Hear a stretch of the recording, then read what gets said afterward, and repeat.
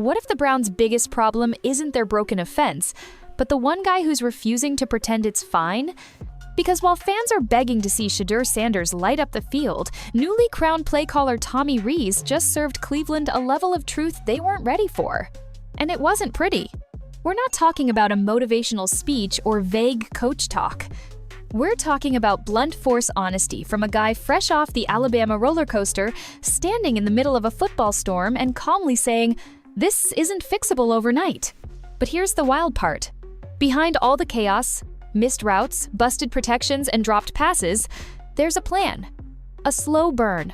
A long game. And if you were hoping Shadur Sanders would be the instant spark to save this mess, you might want to buckle up, because the real story isn't about why he can't play. It's about why Tommy Rees won't let him. Not yet.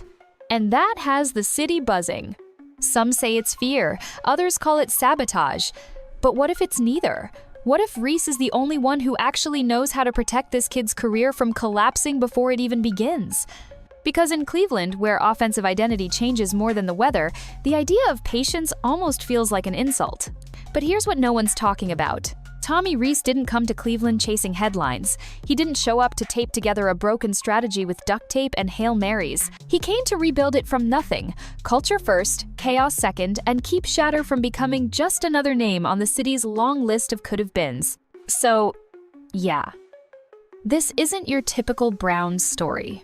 And what Reese exposed? It sent ripples through the locker room, the playbook, and straight into the stands where thousands of fans now sit, questioning everything they thought they knew. Because once you hear what Reese actually said, and why he said it, you'll realize this isn't about one quarterback. It's about everybody. And what happens next could either save Cleveland's season or burn it to the ground. But before we get to the chaos Reese walked into, let's rewind. Because this move to Cleveland, it wasn't random, it was personal. Tommy Rees didn't land in Cleveland by accident. He wasn't unemployed. He wasn't desperate, and he definitely wasn't looking for a fixer-upper project. This is a guy who had just spent time calling plays at two of the most prestigious programs in college football, Notre Dame and Alabama. That isn't just winning culture. That's the football version of designing blueprints in a lab, then watching the machine execute them perfectly every Saturday. Over there, things were clean, precise, consistent. But Reese turned away from all of that. Prestige, comfort, a straight shot up the college coaching ladder, all tossed aside for one reason. He wanted to work with Kevin Stefanski. That's it. That was the pitch. That's why Reese packed up his legacy and moved to football's least predictable address, Cleveland. And at first, it looked like a golden match. Reese is a structured, system-first guy. Stefanski, known for his detailed game plans and methodical approach, the kind of coach who treats the playbook like a science journal. On paper, it made perfect sense. Two football minds, one shared philosophy, and a roster with just enough raw talent to build something scary. But that was just the blueprint. And Cleveland doesn't follow blueprints. Instead of cohesion, Reese walked into confusion. Instead of structure, he found disorder. And almost immediately, it became clear this Browns offense wasn't just underperforming, it was lost. Personnel was there. The names, sure. The numbers, not even close. Week in, week out, it felt like the plays were being pulled from a hat. Drives stalled before they started. Timing was non-existent. And the worst part? Nobody seemed to know why. "I came here to work for Kevin." That's how Reese opened one of his first press conferences. And you could feel it, the respect was real. The loyalty wasn't in question. But just beneath the surface of that calm statement, there was something else. Frustration. Like a guy who flew first class to join the symphony, only to arrive and realize half the band had never seen sheet music before. And it only got worse. The bye week, which was supposed to reset everything, became a mirror, forcing the staff to look at the offense and ask one brutal question. What are we even doing here? That's the moment Reese stepped up, not just to call plays, but to call out the truth. He started pressing for accountability, started demanding clarity, rhythm, consistency, structure, things this offense hadn't seen in months. He wasn't brought in to be the miracle worker. But for the first time all season, someone in Cleveland opened their mouth and didn't talk in circles, didn't promise fireworks, didn't sell hope in a press release. He just told the truth. And that's when half the internet lit up dragging Reese for not putting Shadur Sanders in the game, calling him scared, questioning if he could even turn this team around. But what they didn't see, what most fans still don't recognize, is that Reese was never trying to sell anything. He came here to build. And that starts with calling out what's broken, no matter how loud the crowd gets. And suddenly, that so-called golden hire? He didn't look like a savior. He looked like the surgeon standing over a body mid-operation, realizing half his tools were missing and the patient's heartbeat was fading fast. So now the question isn't, why isn't Shedeur playing? It's, how broken is this offense if Reese won't even hand him the ball? And that brings us to the bigger problem, because what Tommy Rees found inside the Browns' offense wasn't just dysfunction, it was flat-out football chaos. If Tommy Rees expected a challenge in Cleveland, what he actually got was football chaos wrapped in confusion, dipped in delusion, and served up with a side of, we've always done it this way. The Cleveland Browns' offense isn't just struggling, it's trying to function with no fuel, no map, and no driver on duty. And to make it worse, every week they're trying to convince fans it's under control. Let's get one thing straight. This offense doesn't lack talent. They've got burners at wide receiver, bruisers in the backfield, tight ends with good hands, and quarterbacks with legit upside. But talent? It means nothing when nobody knows how to use it. The play calling has felt like an improv skit. One down, it's conservative. The next, it's aggressive. Then, it's trick play city for no apparent reason. It's like someone's running a Madden playbook with the random buttons stuck. And Reese? He was brought in to organize this band of misfit pieces into something that resembled rhythm. But once he got a closer look, he realized the issue ran way deeper. In his own words, he said, "It takes all 11. To the outsider, that sounds like a basic coaching cliche. Of course, it takes the whole team, duh. But in coach speak, that's code red. That's what you say when literally everyone is messing up. It means the offensive line is missing blocks. The wide receivers are running routes like GPS just failed. The quarterback's timing is off. And the worst part, nobody knows who to blame because the entire system is on fire. Imagine driving a car where the brakes don't work, the lights are flickering, the steering wheel's too loose, and the radio keeps blasting Nickelback on loop. That's the Browns' offense on Sundays. During Reese's time with Notre Dame or Alabama, play calling felt like driving a Ferrari. Smooth, sharp, efficient. You tap the gas, boom, 6 points. In Cleveland, it's like trying to push a shopping cart with a busted wheel through a thunderstorm in a Walmart parking lot. Every snap feels like survival mode. Every possession looks like an untrained improv group trying to act out a bank heist with no script. The players are worn out. The plays aren't working. And worst of all, the identity is missing. Forget highlight reels. This team's just trying to line up properly before the play clock hits 0. And the thing is, Reese knows what stability looks like. He's coached in systems where the details matter, where one miss in a timing route means you sit out the next series, where receivers know their hot reads, and the offensive line communicates like a hive mind. Here, he's lucky if everyone knows the play. The media expected some coach optimism when Reese took over. Something like, "We're close," or "We found something over the bye." But instead, they got cold, unfiltered realism. "We're trying things, we're still looking, we're figuring it out." That was the tone. Translation? No one has a clue. And it's affecting more than just production, it's crushing confidence. Players are guessing, fans are numb, and every press conference starts to feel more like therapy than football. Even simple tasks, like snapping the ball cleanly or executing a screen pass, feel like they're being attempted on expert difficulty. The kind of dysfunction Cleveland's dealing with, it can't be fixed with a different QB alone. And that's where Shadur Sanders comes in. Not on the field, but floating in the atmosphere like a savior in waiting. Fans are losing their minds, wondering why the rookie can't get reps when the starter looks like he forgot how football works. But in Reese's world, plugging in Shedeur now is like putting a $10 Kelvin spoiler on a car that still doesn't drive. Until the system works, QB talent doesn't matter. That's the truth no one wants to hear. And that's why Reese isn't panicking. He's not calling Shedeur off because he doubts him. He's calling everyone else out because he knows the environment around him isn't ready yet. You don't throw your rookie investment into a trench fire, especially when nobody even knows the protection assignment. Because this isn't just a rebuild, it's a rescue mission. And for the first time since preseason, the Browns' entire offense has been forced to swallow reality. There is no scheme, no magic play that saves you when half your players don't understand the assignment. And just when you thought things couldn't feel more unstable, Tommy Rees finally broke his silence. What he said next? It shook the room. Up until this point, Tommy Rees had kept things professional, quiet, respectful, tactical. But the moment the reporters started asking about the Browns' offense, the broken rhythm, the play calling, the quarterback reps, something changed. He didn't dodge. He didn't deflect. He told the truth. And Cleveland wasn't ready for it. Because in a league where press conferences are usually 70% buzzwords, 20% excuses, and 10% lies, Reese delivered something no one expected: clarity. He stood in front of the media and stripped back every excuse the Browns fan base had been fed for 2 years. And no, he didn't call people out by name.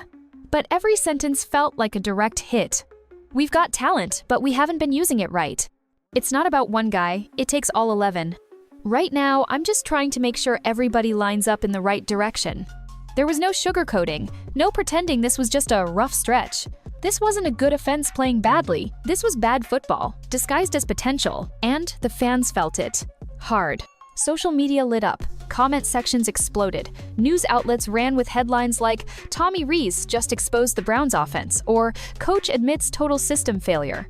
But one quote, one analogy, broke the internet. At Alabama, calling plays was like driving a Ferrari. In Cleveland, it's like pushing a shopping cart with one busted wheel through a thunderstorm. Boom. That's it. That's the headline. That's the moment the conversation changed. Not because it was dramatic, but because it was brutally accurate. This wasn't a coach blaming his players. This was a strategist walking into a battlefield and saying, "You can't win a war with water pistols." He wasn't mocking the locker room, he was challenging it. The top-down structure was broken. Receivers weren't on the same page. Play timing was off. Offensive linemen were missing basic protections. By NFL standards, that's not a flaw. That's a full-blown identity crisis. And somehow, Reese remained calm, not because he wasn't fired up, but because he expected this level of dysfunction when he studied the film. That's what makes it more stunning. The honesty wasn't emotional, it was clinical, a diagnosis.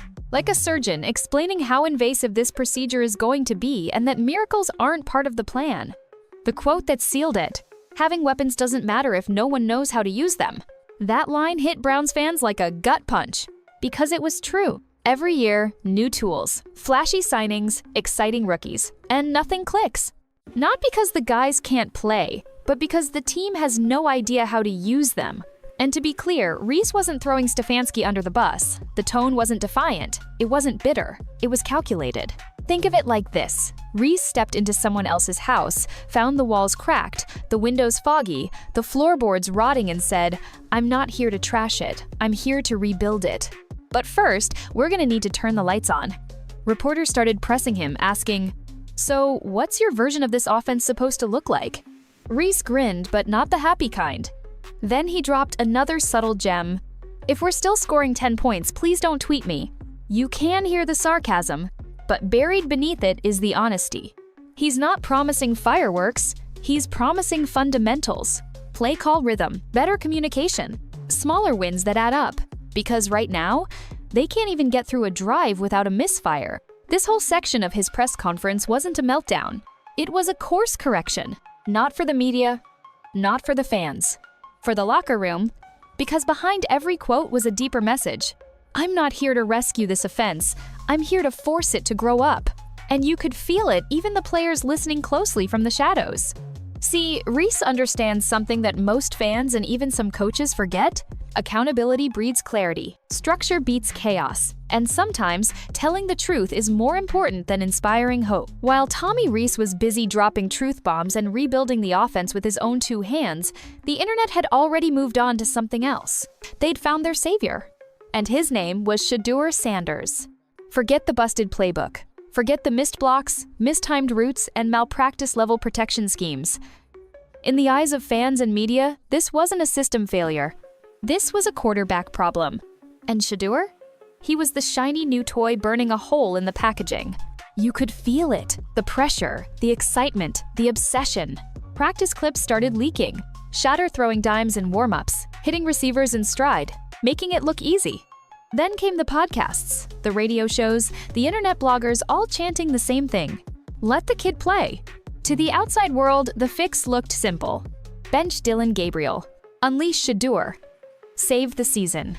Even analysts jumped in, raising eyebrows at the fact that the rookie can't seem to get any first-team reps, not in scrimmages, not during show team drills, and definitely not at practice. Meanwhile, Gabriel is getting all the looks and not exactly setting the field on fire. So naturally, the whispers turned into noise. Is Reese protecting his job? Is there something personal going on? Are they afraid of Shedeur taking over and showing everyone up? The theories exploded. And every time someone didn't mention Shedeur's name in an interview, that silence spoke louder than words. But here's the part no one wants to admit. Reese hears it all. He sees the headlines. He gets the tweets. He knows how loud that wave is getting. And yet he's not biting. Not because he doubts Shedeur. Not because he's playing politics. But because he understands when a quarterback is ready and when a quarterback is being set up to fail. See, coaches don't live in highlight tapes. They live in tape rooms.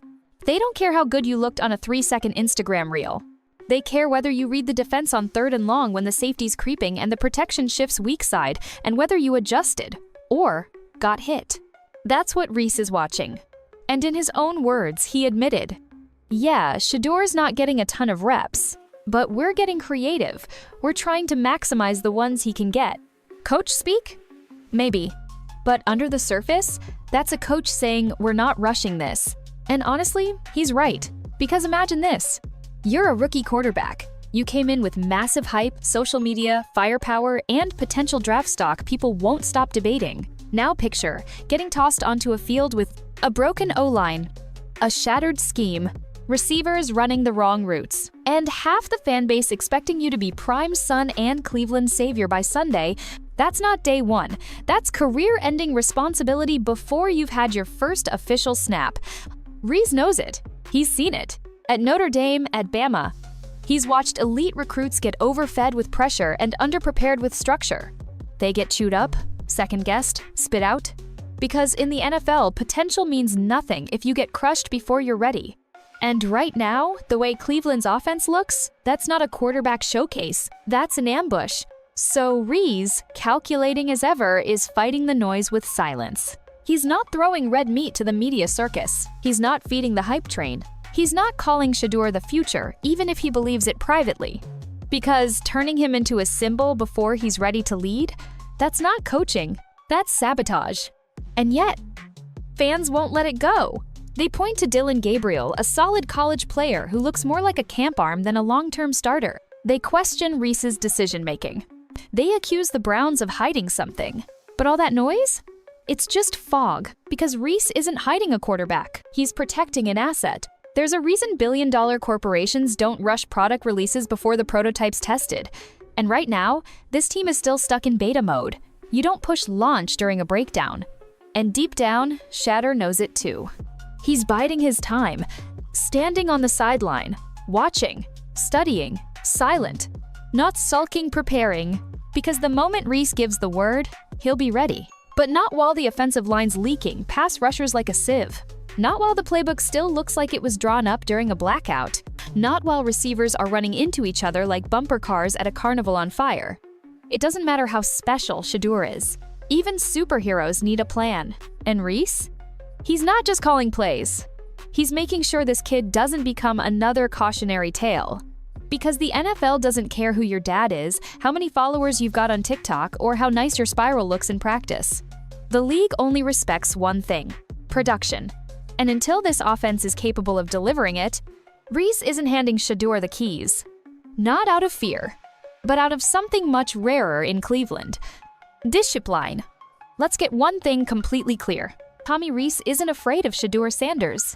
He's not playing scared. He's not protecting his guy. And he sure as hell isn't trying to tank the Browns' season out of caution. What he's doing is smart. And in a city starving for wins, logic doesn't always go down easy. Because Cleveland doesn't want patience. They want fireworks. They want the feel-good story, the overnight fix, the miracle rookie moment.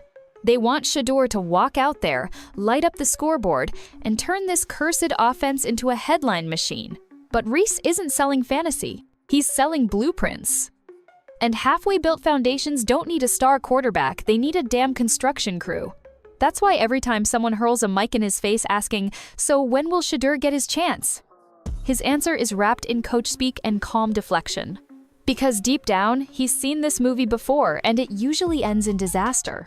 A young electric QB thrown into a storm. Too much, too soon. Not protection, not chemistry, not plan.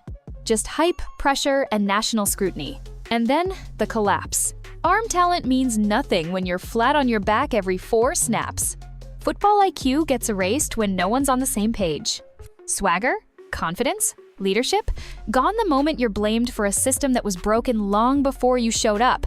Reese knows this league doesn't hand out crash courses in NFL maturity. You either learn the hard way or you prepare the right way.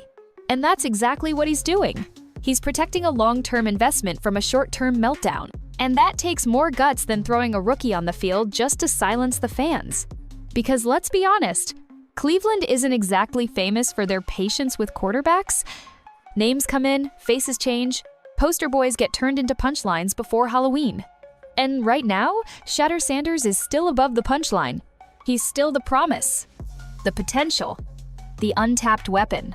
Reese wants to keep him there until the system is ready to support him, not sabotage him. Think about it. He's playing behind a patchy offensive line that looks allergic to basic protections. The receivers? Running broken routes like background actors in a movie set explosion. And the playbook? It's being rewritten mid-season, mid-game, practically mid-play. You don't throw your future into that mess. You don't test drive a Ferrari on a road filled with potholes and black ice.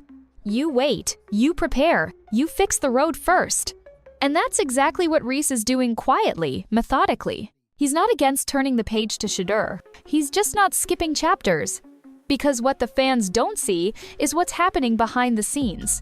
Pass protection getting restructured, receivers being drilled with route discipline, tight ends learning how to actually block again, quarterbacks evenly split in mental reps, not physical ones. He's forcing the machine to reset from the inside out, and when it finally clicks, when the O-line starts to gel, the timing stabilizes, and the playbook stops looking like a college freshman's group project, that's when he'll play Shedeur. And when he does, it won't be out of desperation. It won't be a gimmick. It'll be calculated. Because Reese isn't looking for a highlight. He's looking for an identity. This isn't some coach chasing Twitter clout or trying to prove something to the fans. This is a guy playing chess while the city screams for checkers. He's seen what rushed greatness looks like. He's seen how badly it can go when a young QB gets overexposed before he's properly equipped. And Shedeur? Let's be real, he's the full package. Big arm, NFL pedigree, poise, swag, cool under pressure, command of the field, all of it. But none of that matters if he spends every snap running for his life or wondering why his receivers are in the wrong zip code. That's not development. That's trauma. And Reese doesn't want to develop a quarterback through trauma. He wants to develop him through structure. And that's rare in this league. So when you hear fans shouting, "He's scared of Shedeur," or "He's holding him hostage out of ego," just remember, you don't hide greatness. You shield it until it's ready to explode. And when that day comes, it'll be on Reese's terms. Not Twitter's, not the media's, and definitely not because someone yelled loud enough from row 8. And while Reese tightens every bolt and rewrites this offense from the ground up, something else is happening behind the scenes. Shadur Sanders is watching, waiting, studying. And when his moment comes, it might just change everything. You can't renovate a collapsing house by moving in a new couch. And Tommy Rees knows that. While the fans beg for sparks and Twitter runs on emotion, Reese is doing something this franchise hasn't seen in over a decade.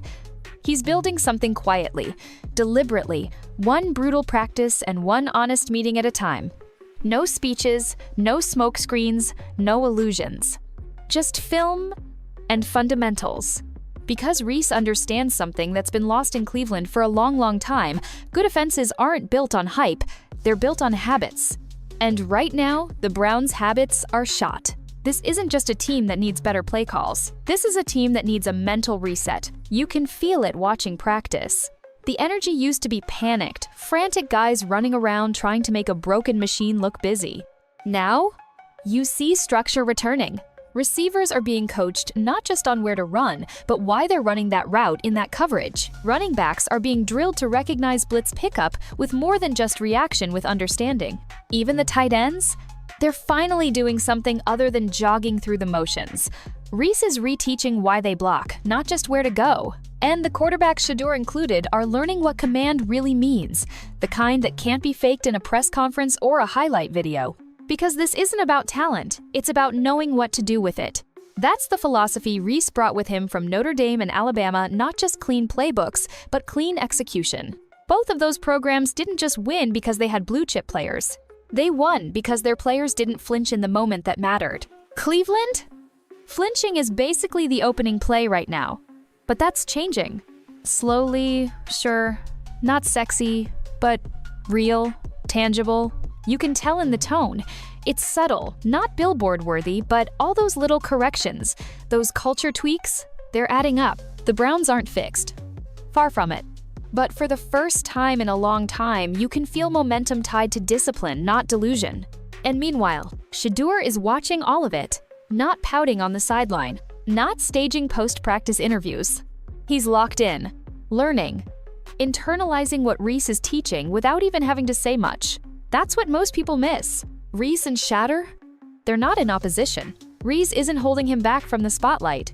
He's preparing him for it. Because when that stage finally lights up and it's Sanders under center, it won't be based on pressure. It'll be based on readiness, earned trust, not media narrative. And best believe Reese is measuring it all behind the scenes. He's checking composure. He's watching how quickly reads get processed. He's reviewing decision-making and practice tape no one else sees. He's measuring command, not clout. Maturity, not momentum. Because when Shedeur touches that field, there will be no fanfare from Reese. No "it's his time" tweet, no crystal clear announcement, maybe not even a heads up. He'll just do it. When it's right, not for headlines, for wins. Because Reese isn't here to chase viral moments. He's not feeding the fan base. He's feeding their future brick by brick, rep by rep. It's not flattering work. It's not the kind of thing that gets you trending. There's no celebration for running the same mesh route 28 times in 4 days just to finally get the formation right. There's no standing ovation for simplifying a blocking scheme so your left guard stops turning every snap into a free-for-all. But it matters. It's the stuff that no one sees. And it's why Shedeur's success depends on this stage, the boring part, the restructuring, the cultural reset. Right now, the Browns' offense may still be losing games. But for the first time, they're not losing on accident. And that's on Reese. Because he could have treated this job like damage control, could have passed off blame, chased checkdowns, rotated quarterbacks every 2 weeks until someone got hot. Instead, he shut out the noise. He stuck to the plan. And everyone, including Shedeur, is being forced to rise to it. It's not flashy, it's not fast, but it's real.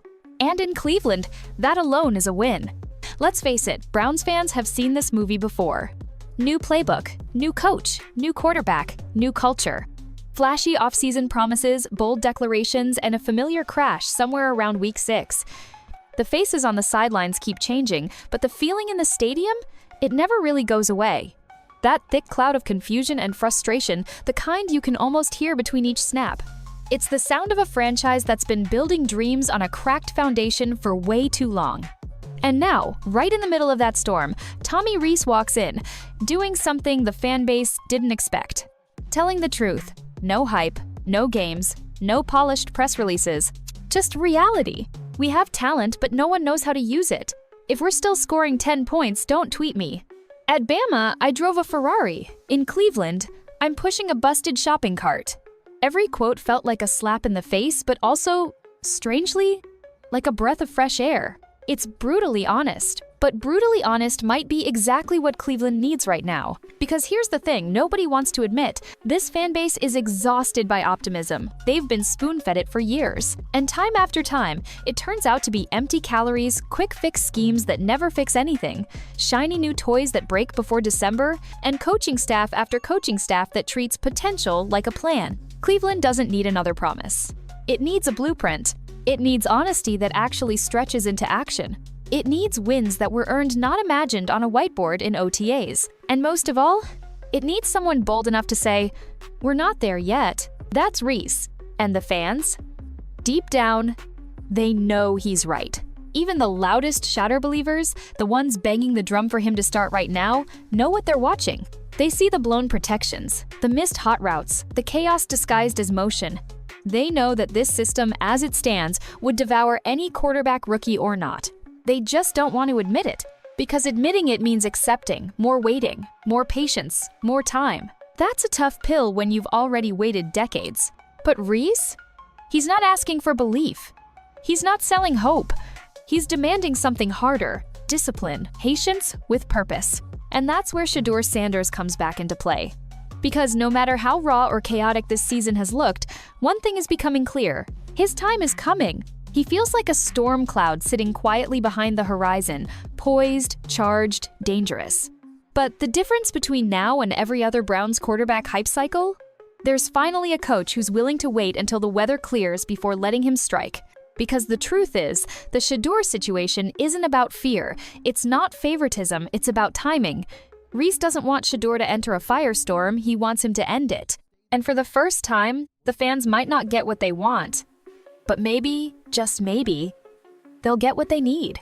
Because even when it's uncomfortable, honesty is how actual change starts. That quote, "Having weapons doesn't matter if no one knows how to use them," it hit the locker room hard. You could see it on players' faces. Hear it in their tone. They weren't shocked, they were relieved. Finally, someone said it out loud. And now, the entire organization has been put on notice. Not with a tantrum, not with finger pointing, but with a quiet, calculated shift in energy. Work is getting sharper. Execution cleaner. The playbook? Simpler. Focused. The Browns may not be winning consistently yet, but for once, they look like they're building towards something, not just spinning their wheels. And eventually, when Shadur steps in, whether it's next week, next month, or next season, he won't just be the talented rookie parachuting into dysfunction. He'll be the final piece of something real. And that's a dangerous thing for the rest of the league. Because in the NFL, hype fades fast. But structure? Structure finishes games. And the truth, the sometimes ugly, uncomfortable, raw truth? That's the first brick in something that actually lasts.